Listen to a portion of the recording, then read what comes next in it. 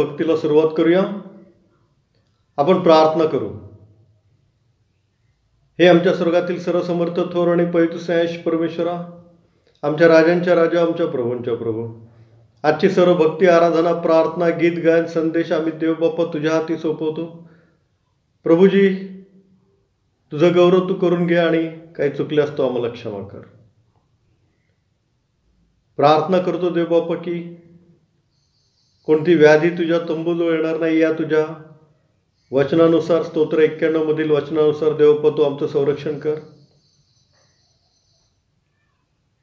आमच्या धर्मप्रांताचे बिशप साहेब, त्यांचे कुटुंबीय, आमच्या धर्मप्रांताचे सर्व पाळक, त्यांचे कुटुंबीय, आमच्या धर्मप्रांताचे सर्व चर्चेस, त्यांचे सभासद, त्यांचे कुटुंबीय, आमचे सर्व ख्रिस्ती लोक, आमचं महाराष्ट्र राज्य आणि आमचा देश, आम्हा सर्वांचं देवबाप्पा या व्याधीपासून, या कोरोना व्हायरसपासून, कोविड-19 या व्याधीपासून तो आमचं संरक्षण कर.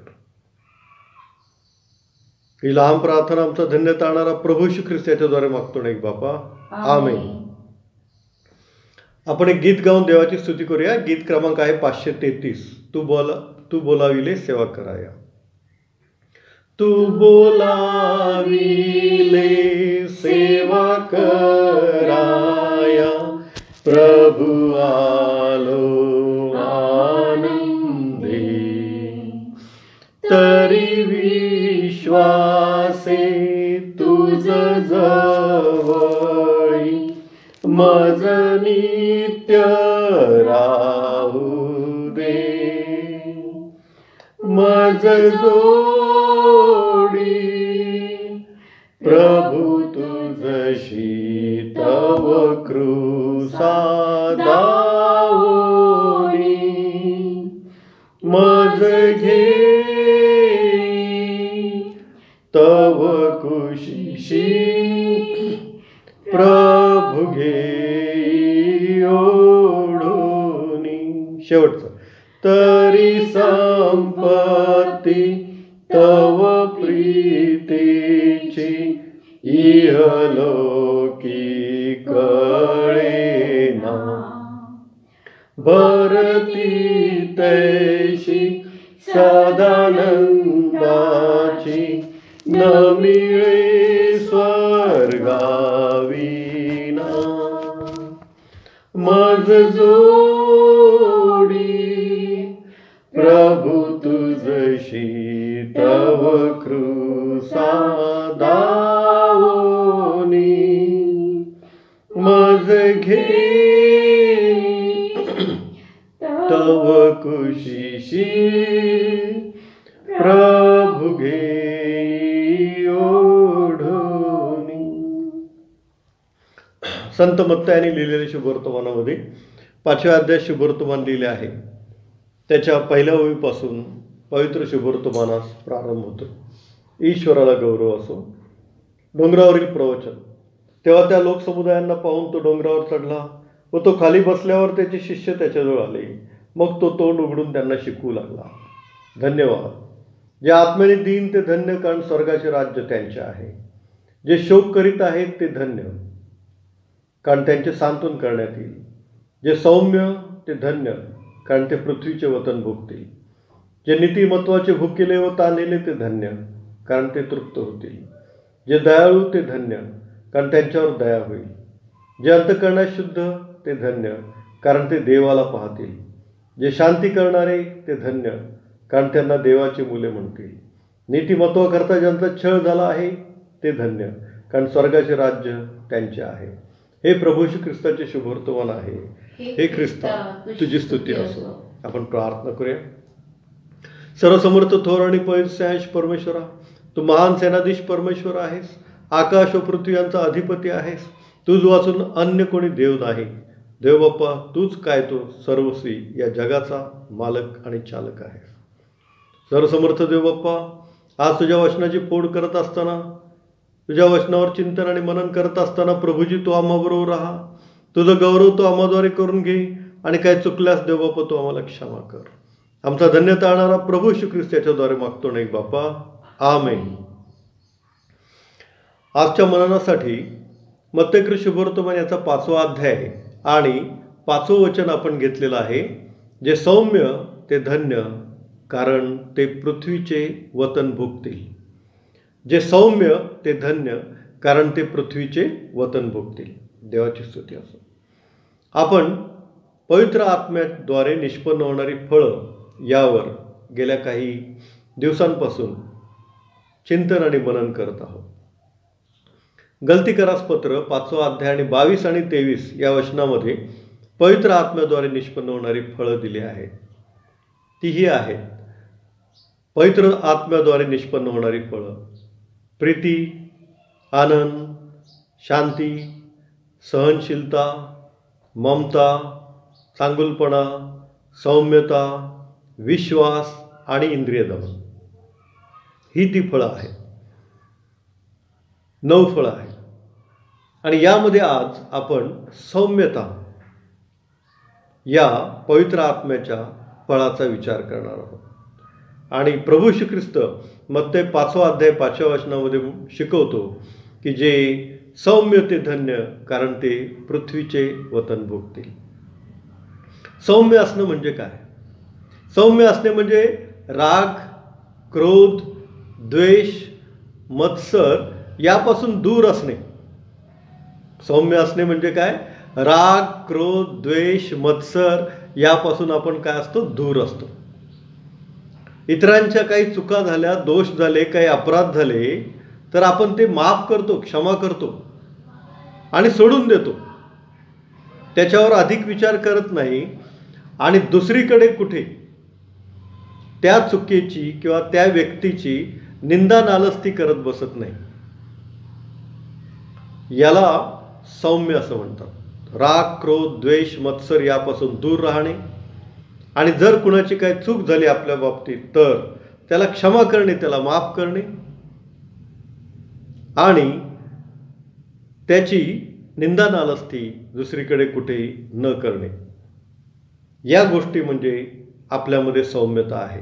आपण पाहूया, चेक करूया स्वतःला, आपण सौम्य आहोत का? आपल्याला राग येतो का? आपल्याला क्रोध येतो का? आपल्या मनामध्ये द्वेष कुणाबद्दल आहे का? मत्सर कुणाबद्दल आहे का? आपण स्वतःला पारखून पाहूया. जर नसेल तर आनंद आहे. देवाचं सौम्यता हे पवित्र आत्म्याचं फळ आपल्यामध्ये आहे. आणि जर सौम्यता हे पवित्र आत्म्याचं फळ आपल्यामध्ये नसेल तर मग मात्र आपण अधिक प्रार्थनेमध्ये राहिलं पाहिजे, म्हणजे देवबाप ते पवित्र आत्म्याचं फळ आपल्याला देईल. प्रभू श्री ख्रिस्त यामध्ये म्हणतो की जे सौम्य ते धन्य, कारण ते पृथ्वीचे वतन भोगतील. म्हणजे फार मोठा आशीर्वाद आहे पृथ्वीचे वतन भोगणे म्हणजे. प्रभू श्री ख्रिस्त हा स्वतः सौम्य होता आणि म्हणून त्याने वधस्तंभावरून परमेश्वर पित्याला हाक मारली, हे बापा यांना क्षमा कर, कारण हे काय करतात हे यांना समजत नाही. वधस्तंभावरून त्याने या सर्व लोकांसाठी क्षमा मागितली की जे लोक त्याचे हालहाल करत होते, त्याला चाबकाचे फटके मारले, त्याला रक्तबंबाळ केलं, त्याच्या डोक्यात काट्यांचा मुकुट रुतवला, त्याच्या हातात आणि पायात खिळे ठोकले. रक्तबंबाळ तो झाला. आणि अशा रक्तबंबाळ अवस्थेतही प्रभू श्री ख्रिस्त काय म्हणत आहे? हे बापा यांना क्षमा कर, कारण हे काय करतात हे यांना समजत नाही. म्हणजे रागाने तो सौम्य आहे, क्रोधाने तो सौम्य आहे, मत्सराने तो सौम्य आहे, द्वेषाने तो सौम्य आहे. या सर्व गोष्टींपासून तो दूर आहे. त्याचा अंतःकरण क्षमाशील आहे आणि म्हणून इतके हालहाल होऊन सुद्धा तो देवाचा पुत्र, तो तारणारा, तो आमचा ख्रिस्त प्रभू येशू वधस्तंभावरून काय म्हणतो की हे बापा यांना क्षमा कर, कारण हे काय करतात हे यांना समजत नाही. मग प्रभू श्री ख्रिस्ताची शिकवण आहे की जे सौम्य ते धन्य, कारण ते पृथ्वीचे वतन भोगतील. आणि म्हणून हे सर्व केल्यानंतर, वधस्तंभावरून क्षमा केल्यानंतर, मृत्यूतून पुन्हा उठल्यानंतर, प्रभू श्री ख्रिस्त पुनरुत्थित झाल्यानंतर, मत्ते 28वा अध्याय 18व्या वचनामध्ये तो म्हणतो की स्वर्गात व पृथ्वीवर सर्व अधिकार मला दिलेला आहे. स्वर्गात व पृथ्वीवर सर्व अधिकार मला दिलेला आहे. देवाची स्तुती असो. जे सौम्य ते धन्य, कारण ते पृथ्वीचे वतन भोगतील. पृथ्वीवर सर्व अधिकार प्रभू श्री ख्रिस्ताला दिलेला आहे. स्वर्गात सर्व अधिकार प्रभू श्री ख्रिस्ताला दिलेला आहे, असं मत्ते 28:18 आपण आत्ताच वाचलं. देवाची स्तुती असो. पहा, प्रेषितांची कृत्ये 4 अध्याय आणि 12 वचन. जेणेकरून आपलं तारण होईल असे दुसरे कोणतेही नाव आकाशाखाली मनुष्यामध्ये दिलेले नाही. तारणासाठी आकाशाखाली मनुष्यामध्ये दुसरं कुठलंही नाव दिलेलं नाही. एकच नाव दिलेलं आहे, ते म्हणजे प्रभू श्री ख्रिस्त, तारण होण्यासाठी. देवाची स्तुती असो. परमेश्वराने प्रभू श्री ख्रिस्ताला किती उंच करून ठेवलेलं आहे पहा. जे सौम्य ते धन्य, कारण ते पृथ्वीचे वतन भोगतील. राजांचा राजा आणि प्रभूंचा प्रभू असं प्रभू श्री ख्रिस्ताला करून ठेवलेलं आहे, कारण तो सौम्य होता. आणि त्याचं वचन आहे की जे सौम्य ते धन्य, कारण ते पृथ्वीचे वतन भोगतील. पृथ्वीवरचा आणि स्वर्गातला सर्व अधिकार परमेश्वराने प्रभू श्री ख्रिस्ताला देऊन ठेवलेला आहे.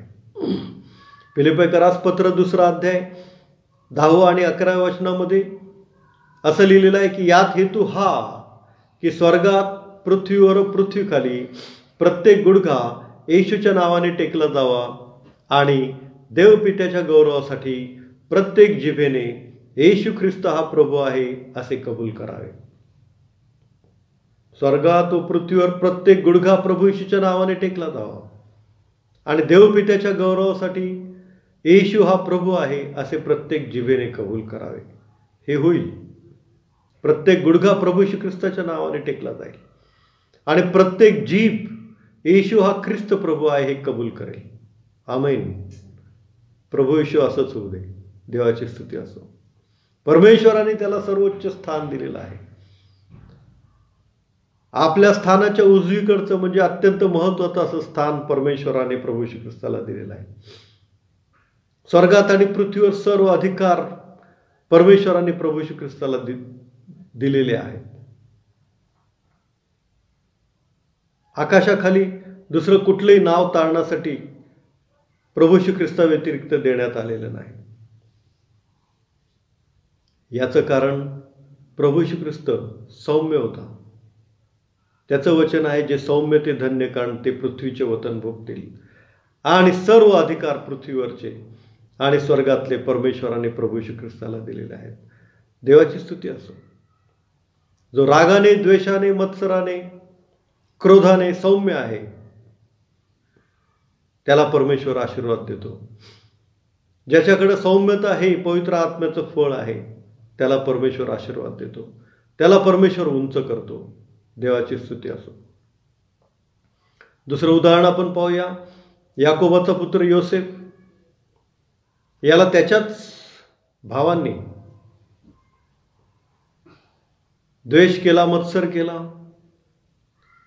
राग केला त्याचा आणि त्याला एका खड्ड्यात टाकला. तो त्यांच्यापेक्षा लहान होता. तो ओरडला, तो रडला, परंतु त्याच्याकडे त्यांनी लक्ष दिलं नाही. तेवढ्यात तिथून जाणारे काही व्यापारी आले. मिसर देशाला ते चालले होते आणि त्या भावांना वाटलं की याला खड्ड्यात टाकून आपल्याला काय फायदा आहे, याला या व्यापाऱ्यांना विकून टाकूया. आणि म्हणून त्यांनी त्याला खड्ड्यातून काढलं आणि त्या व्यापाऱ्यांना त्याला गुलाम म्हणून विकून टाकलं. तो गुलाम म्हणून मिसर देशामध्ये गेला आणि प्रभू श्री ख्रिस्ताची दया आणि कृपा त्याच्यावर होती. आणि मिसर देशामध्ये गुलाम म्हणून विकला गेलेला तो योसेफ नंतर कोण झाला, तर मिसर देशाचा पंतप्रधान झाला. मिसर देशाचा पंतप्रधान, सर्व अधिकार मिसर देशाचे योसेफाच्या हातात आले आणि नंतर दुष्काळ पडला. हे भाऊ ज्या देशात राहत होते, कनान देशामध्ये, त्या देशामध्ये मोठा दुष्काळ पडला. अन्नासाठी वणवण झाली. 2 वर्ष ते कसं तरी राहू शकले आणि त्यानंतर मात्र उपासमार होऊ लागली तेव्हा ते अन्नाच्या शोधामध्ये, धान्याच्या शोधामध्ये भटकत भटकत मिसर देशामध्ये आले आणि मिसर देशाचा पंतप्रधान योसेफ याच्या समोर येऊन उभे राहिले की आम्हाला काहीतरी अन्नधान्य द्या. भिकाऱ्यासारखी अवस्था त्यांची झाली आणि योसेफ तेव्हा पंतप्रधान होता. ज्या भावांनी त्याला खड्ड्यात टाकलं त्या भावांची अवस्था भिकाऱ्यासारखी झाली आणि ज्याला खड्ड्यात टाकलं, ज्याला विकलं गुलाम म्हणून, तो आज काय आहे? परमेश्वराच्या कृपेने पंतप्रधान आहे. आणि त्याच योसेफ पंतप्रधानासमोर हे भाऊ उभे राहिले. त्याचा रुबाब, त्याचं वैभव, त्याचं ऐश्वर योसेफाचं पाहून या भावांनी त्याला ओळखलं नाही. ते सैन्य, त्याचे नोकर चाकर, त्याचे पहारेकरी, त्याचा रुबाब, त्याचा पेहराव, त्याचा पोशाख, त्याचं वैभव हे सर्व पाहून त्या भावांनी योसेफाला ओळखलं नाही. परंतु योसेफाने मात्र आपल्या भावांना ओळखलं. आणि उत्पत्ती 45 अध्याय 3 वचनामध्ये आपण पाहतो की तो त्यांच्या गळ्यात गळा घालून रडला आणि तो म्हणाला, मी तुमचा भाऊ योसेफ आहे. आणि त्याने त्यांचा उत्तम पाहुणचार केला, त्यांना भोजन दिलं, जेवण दिलं. तो स्वतः त्यांच्याबरोबर बसला, आनंदाने तो त्यांच्याशी बोलला. त्याने आपल्या भावांना क्षमा केली. रागाने तो सौम्य होता योसेफ, अन्यथा त्याने काय केलं असतं? त्या भावांची कत्तल केली असती, शिरच्छेद केला असता, ठार मारून टाकलं असतं. सैन्य त्याच्याकडे होतं, शिपाई त्याच्याकडे होते, पहारेकरी त्याच्याकडे होते, हत्यारं त्याच्याकडे होती. एका आदेशावर त्या भावांची मुंडकी धडावेगळी झाली असती. परंतु प्रभू श्री ख्रिस्ताचं वचन आहे, जो सौम्य तो धन्य काढतो पृथ्वीचे वतन भोगतील. आणि पृथ्वीचं वतन भोगण्यासाठी या योसेफाला परमेश्वराने पंतप्रधान बनवलं, सर्वोच्च पद दिलं मिसर देशाचं. आणि त्याने त्या भावांना पाठवलं आणि म्हणला की माझा बाप याकोब अजून जिवंत आहे का? त्याला घेऊन या, माझ्याकडे त्याला घेऊन या. आणि त्याने रथ पाठवले, त्याने गाड्या पाठवल्या आणि त्याचा बाप याकोब आणि त्याचे सर्व मुलं मुली, नातेवाईक, नातवंड या सर्वांना त्याने मिसर देशामध्ये बोलवलं. आणि त्याने त्या सर्वांना त्या दुष्काळामध्ये त्याने त्यांची काळजी घेतली. त्यांना राहण्यासाठी मोठा प्रांत दिला, गोशेन प्रांत दिला. इतकंच नव्हे, गोशेन प्रांत इतका मोठा होता की आपण पाहतो नंतर मोशेच्या काळामध्ये ते याकोबाचे वंशज लाखो झाले होते आणि लाखो लोकांना राहण्याची सोय त्या गोशेन प्रांतामध्ये होती. म्हणजे आले होते ते फक्त 70 जण, याकोब आणि त्याचे नातेवाईक, मुलं मुली वगैरे. परंतु नंतर ते लाखो झाले, तरी त्या प्रांतामध्ये मावले. इतका मोठा तो गोशेन प्रांत योसेफाने त्या इस्रायल लोकांना, याकोबाच्या वंशजांना दिला. आणि याकोब जेव्हा भेटायला आला तेव्हा योसेफ, त्याचा पुत्र जो पंतप्रधान आहे, तो स्वतः त्याला भेटायला गेला, रथातून भेटायला गेला, त्याच्या वैभवानिशी भेटायला गेला. आणि याकोबाला त्याचा पुत्र पंतप्रधान झालेला पाहून फार फार फार आनंद वाटला. आणि याकोब म्हणाला की मी माझ्या पुत्राला योसेफाला पुन्हा पाहिला आहे, आता माझे डोळे शांतीने मिटले तरी चालेल. त्यानंतर सुद्धा गोशेन प्रांतामध्ये 17 वर्ष याकोब योसेफाबरोबर राहिला आणि त्याने योसेफाचं ते वैभव, पंतप्रधान पद पाहिलं, स्वतःच्या डोळ्यांनी पाहिलं. देवाची स्तुती असो. या सर्व दरम्यान, काळादरम्यान योसेफाने त्याच्या भावांची चाडी चुगली किंवा त्यांनी काय केलेलं आहे, त्याला कसं खड्ड्यात टाकलं, कसं त्याला विकलं, हे आपल्या पित्याला याकोबाला सांगितलं नाही. म्हणून देवाचा आशीर्वाद त्याच्यावर होता. काही गोष्टी आपल्या मनामध्ये आपण ठेवल्या पाहिजेत. जसं बायबल सांगते की मरियाने काही गोष्टी आपल्या मनात ठेवल्या. देवाची स्तुती असो. जे सौम्य ते धन्य, कारण ते पृथ्वीचे वतन भोगतील. आपल्या मंडळीमध्ये कोण चुकलं तर त्याची निंदा नालस्ती करत आपण फिरू नये. त्याला माफ करा, त्याला क्षमा करा. 10 ठिकाणी त्याची निंदा नालस्ती करण्यापेक्षा आपण त्याला क्षमा करूया. म्हणजे काय होईल? आपण सौम्य असे असू परमेश्वरापुढे, आणि पृथ्वीचं वतन परमेश्वर आपल्याला देईल. कारण त्याचं वचन आहे, जे सौम्य ते धन्य, कारण ते पृथ्वीचे वतन भोगतील. देवाची स्तुती असो. तिसरं उदाहरण आपण घेऊया. आपल्या भारत देशाचे राष्ट्रपिता महात्मा गांधी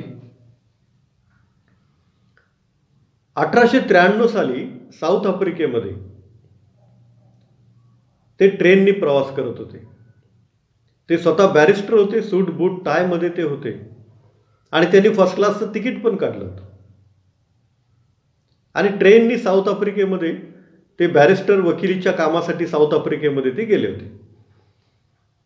आणि फर्स्ट क्लासमध्ये ते बसलेत तेव्हा TC आला आणि त्यांनी विचारलं, तू इथं काय करतोस? आणि तिथं साऊथ आफ्रिकेमध्ये ब्लॅक आणि व्हाईट, काळा आणि गोरा असा वंशभेद आहे. आणि ते म्हणले, मी बॅरिस्टर आहे आणि माझं तिकीट फर्स्ट क्लासचं आहे.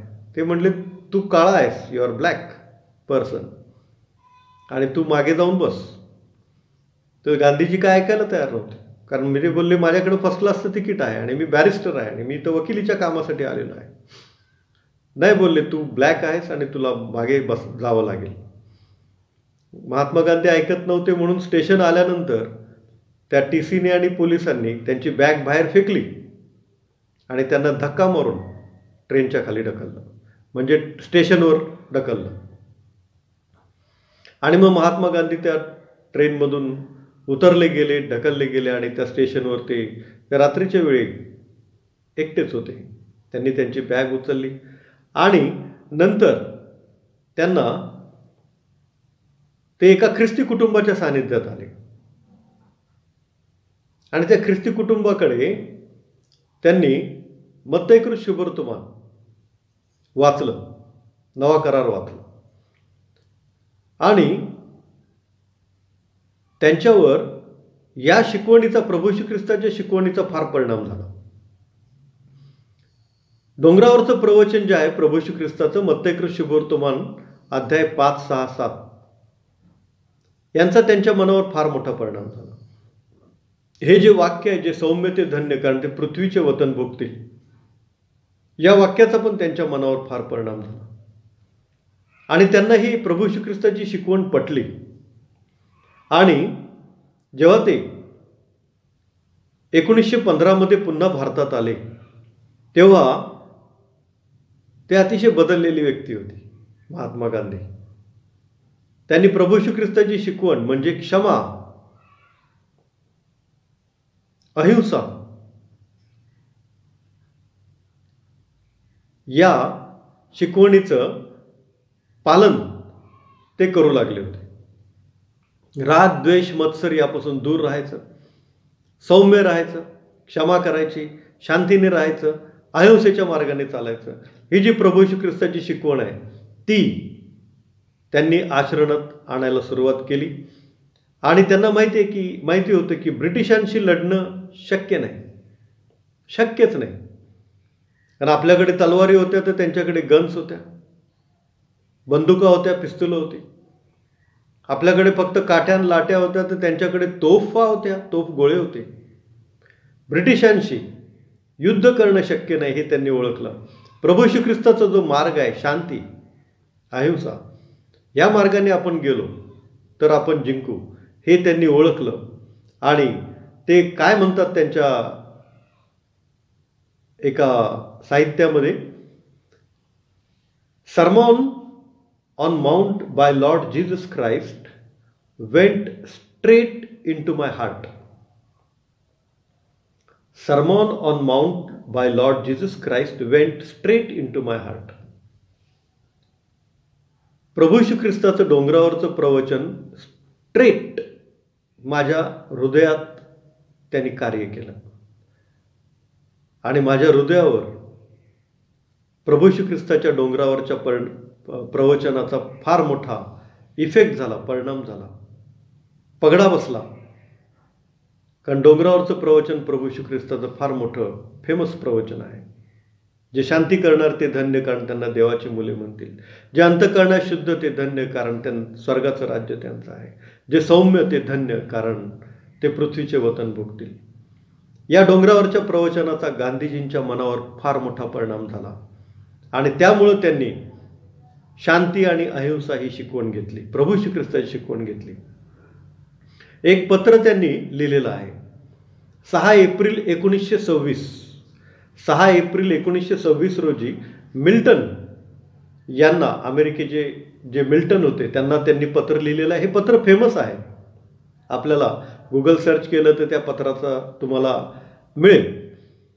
तर त्या पत्रामध्ये काय म्हणतात ते पहा. Lord Jesus Christ is one of the great teacher of Mankind. Lord Jesus Christ is one of the great teacher of Mankind. सर्व विश्वाचा गुरु प्रभू श्री ख्रिस्त आहे, असं ते त्या पत्रामध्ये म्हणत आहेत. 6 एप्रिल 1926 रोजी लिहिलेलं पत्र फार सुंदर. त्यांनी विश्वाचा गुरु प्रभू श्री ख्रिस्ताला मानलेला आहे. त्यांचा स्वतःचा गुरु प्रभू श्री ख्रिस्ताला त्यांनी मानलेला आहे. देवाची स्तुती असो. आणि म्हणून जे सौम्य ते धन्य, कारण ते पृथ्वीचे वतन भोगतील. आज भारत देशातच त्यांना मान आहे असं नाही. भारत देशात तर सर्वोत्कृष्ट मान महात्मा गांधीजींना आहे, पण इतर देशांमध्ये, जगामध्येही महात्मा गांधींना फार मान आहे. भारताला तर महात्मा गांधींना भारत देश तर राष्ट्रपिता म्हणतो. सर्व जगभरामध्ये महात्मा गांधींना कीर्ती आहे, कारण ते रागाने, द्वेषाने, मत्सराने सौम्य होते. आणि प्रभू श्री ख्रिस्ताचं वचन आहे, जे सौम्य ते धन्य, कारण ते पृथ्वीचे वतन भोगतील. म्हणून प्रभू श्री ख्रिस्ताच्या शिकवणीप्रमाणे आपण चालूया. पवित्र आत्म्याचं जे सौम्यता हे फळ आहे ते आपल्यामध्ये असू द्या, म्हणजे आपल्याला परमेश्वर आशीर्वाद देईल. आपण प्रार्थना करू. सर्वसमर्थ देवपा, आम्ही राग, मोह, मत्सर, द्वेष याने देवबाप्पा सौम्य असावं. राग, द्वेष, मत्सर, क्रोध याने सौम्य असावं आणि तुझं पवित्र आत्म्याचं फळ सौम्यता हे आमच्यामध्ये असावं, अशा आम्ही तुझकडे प्रार्थना करतो. ही लहान प्रार्थना आमचा धन्य तारणारा प्रभू श्री ख्रिस्त याच्याद्वारे मागतो नाही बाप्पा. आमेन. आपण आपली अर्पणे आदराने सद्भावाने प्रभूला सादर करूया. यावेळेला आपण गीत क्रमांक 510 हे म्हणू. गीत क्रमांक 510. प्रिय प्रभू माझा प्राण तुला अर्पितो हे दान. प्रिय प्रभू माझा प्राण तुला अर्पितो हे दान. तुला अर्पितो हे दान. तुला अर्पितो हे दान. तुला अर्पितो हे दान. सोने रूपे हे तू घ्यावे, मीन काहीच ठेवावे. मीन काहीच ठेवावे. मीन काहीच ठेवावे. मीन काहीच ठेवावे. प्रिय प्रभू माझा प्राण तुला अर्पितो हे दान. आपण प्रार्थना करू.